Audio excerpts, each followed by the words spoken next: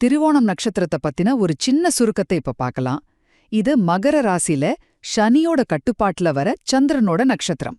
இதோட அர்த்தம் என்னன்னா, வாழ்க்கை ஆரம்பத்துல போராட்டமாவும் ஆனா போக போக பிரம்மாண்டமான வளர்ச்சியாவும் இருக்கும். முதலாவது இவங்களோட வாழ்க்கையோட ஃபார்முலாவே இதுதாங்க. ஆரம்பத்துல எவ்ளோ கஷ்டம் இருக்கோ, பிற்காலத்துல அவ்ளோ பெரிய வெற்றி கிடைக்கும். சனி பகவானோட ராசி இல்லையா, அதனால இளமையில சவால்கள் தடைகள்னெல்லாம் வரிசை கட்டி நிக்கும். ஆனா இந்த அனுபவம் தான் இவங்களோட பிற்கால வெற்றிக்கு ஒரு பலமான அடித்தளமா அமையப் போகுது. ரெண்டாவது, இவங்களுக்குள்ள எப்பவுமே ஒரு அடங்காத ஆசை எரிஞ்சுக்கிட்டே இருக்கும். அதுதான் இவங்கள ஓட வைக்குது. நினைச்சதை செஞ்சு முடிக்கிற குணம் இவங்களோட பெரிய பலம். பல வருஷம் ஆனாலும் சரி விடவே மாட்டாங்க, இலக்கு அடைஞ்சே தீருவாங்க. அதனாலதான் பிற்காலத்துல பெரிய செல்வந்தர்கள் ஆகிற திறமை இவங்க கிட்ட இருக்கு. கடைசியா, சரி இவ்வளவு இருந்தா சில சவால்களும் இருக்குமே.